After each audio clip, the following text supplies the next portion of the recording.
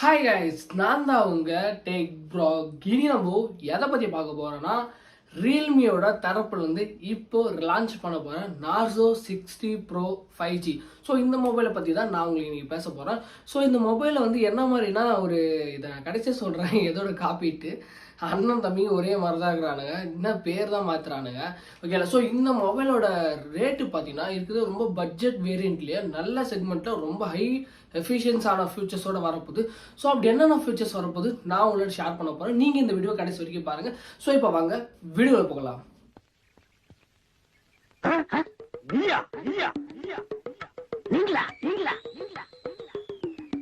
ஒரு மந்தையில் இருந்து இரண்டு ஆடுகள் வேறு வேறு பாதையில் போய்விட்டன. இரண்டும் சந்தித்த போது பேச முடியவில்லையே. ஓகே, இந்த மொபைலை பற்றி சொல்லணும்னா நான் நிறைய இடத்துல சர்ச் பண்ணி பார்த்தேன். இன்னும் ரொம்ப ரகசியமாக வச்சுட்டு இருக்காங்க. ஏன்னா இதை லான்ச் பண்ண போகிறது வந்து ஜூலை 6.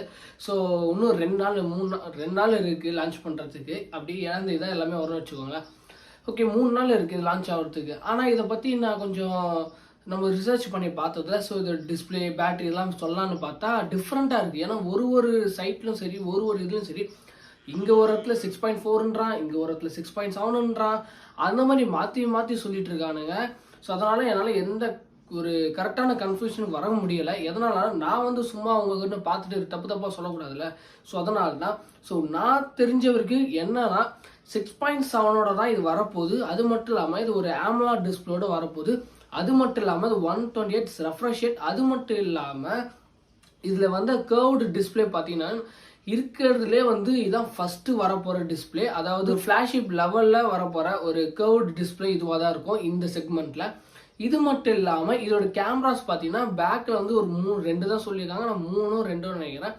ஆனால் 100 மெகா பிக்சல்ன்றது கன்ஃபார்ம் ஆகிருக்கு. ஆனால் மிச்சது வந்து என்ன இருக்குன்னு தெரியல.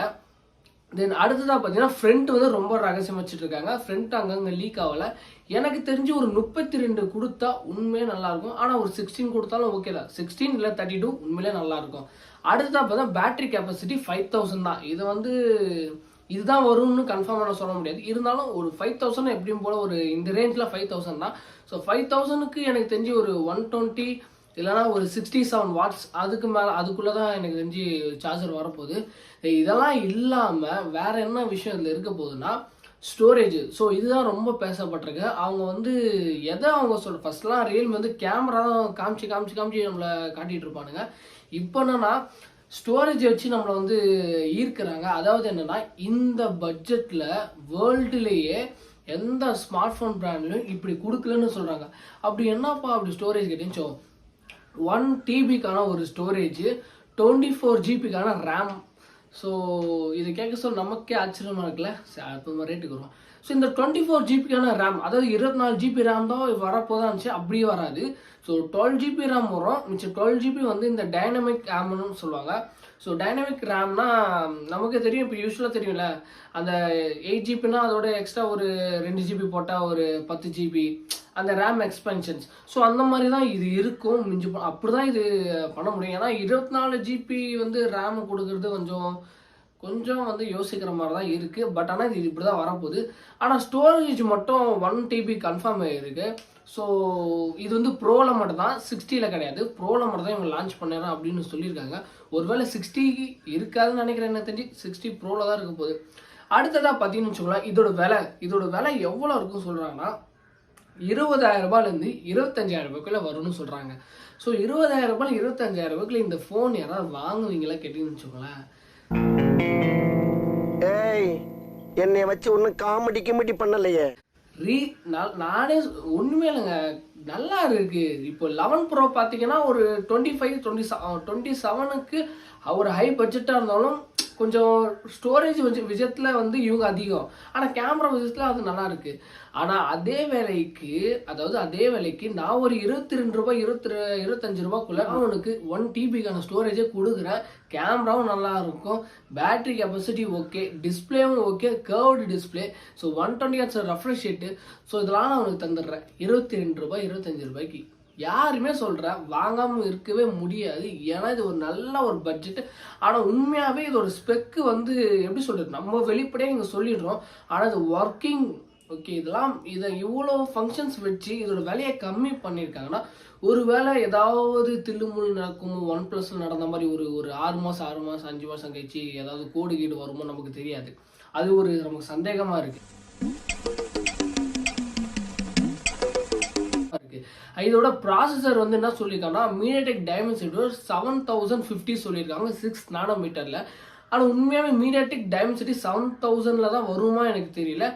ஏன்னா ரியல்மிலே இப்போது ரீசெண்டாக வந்து 8000 கிட்ட நான் சொல்லிட்டு இருந்தேன்னு நினைக்கிறேன். அந்த சிப்செட்டில் யூஸ் பண்ணியிருக்கலாம். ஆனால் இவங்க வந்து 7000. ஸோ 7050 எந்த அளவுக்கு இருக்கும் நான் சொல்கிறேன்னா, இதுவும் நல்ல சிப்ஸ் தாங்க. ஸ்னாப்ட்ராகன் ஜென்ரேஷன் 1 அந்த மாதிரி ஈக்குவல் பர்ஃபார்மன்ஸ் கொடுக்குற அளவுக்கு தான் இது இருக்கும். ஸோ அதனால் நான் சொல்கிற ரேட்டுக்கு வந்தால் இது உண்மையாகவே வேறு லெவலு. ஆனால் அதுக்கு மேலே போனாலும் இது ஓகேன்ற சொல்ல தான் இருக்குது, ஓகேங்களா. ஆனால் கேமரா ரீதியாக அது நமக்கு தெரியல. ஆனால் ஸ்டோரேஜ் ரீதியாக இது கிங்கு தான் நான் சொல்லுவேன். தென் அடுத்ததாக பார்த்தீங்கன்னா இதோட பேக்கில் இருக்க டிசைன்ஸ் எல்லாமே ரியல்மி, ஓகேங்களா.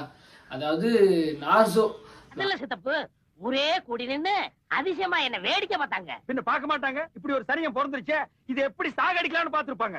நார்சோன்றது ஒரு தனி பிராண்டு. அதாவது ஓப்போலேருந்து ரியல்மி வந்தாங்க, ரியல்மிலேருந்து நார்சோ வந்தாங்க. இப்போ நார்சோலேருந்து இப்போ டெக் லைஃப்னு ஒன்று வரப்போகுது. அது நமக்கு எப்படி தெரில. ஆனால் இதுதான், இவ்வளோ தான் ஸ்பெக் இதுக்குள்ளே வரப்போகுது. ஸோ 20லேருந்து 25 ரூபாய்க்குள்ளே ஒரு நல்ல மொபைல் வரும் நான் நம்புகிறேன். ஸோ 20 ரூபாயிலேருந்து 25 ரூபாய்க்குள்ளே இந்த மொபைல் பட்ஜெட்டு செக்மெண்ட்டில் வரப்போகுது. இது உண்மையாகவே கொஞ்சம் எப்படின்னா ஒரு டெக்கில் இருக்க எல்லா பிராண்ட்ஸையும் கொஞ்சம் காலி பண்ண போது தான் நான் நினைக்கிறேன். ஸோ ஓகே, இந்த வீடியோ உங்களுக்கு ரொம்ப பிடிச்சிருந்தா மறக்காமல் லைக் பண்ணுங்கள், ஷேர் பண்ணுங்கள், சப்போர்ட் பண்ணுங்கள், அண்ட் பெல் ஐகான் பண்ணுங்கள். நான் ஒரு வீடியோஸ் உங்களுக்கு தேடி வந்துட்டு இருக்கோம்.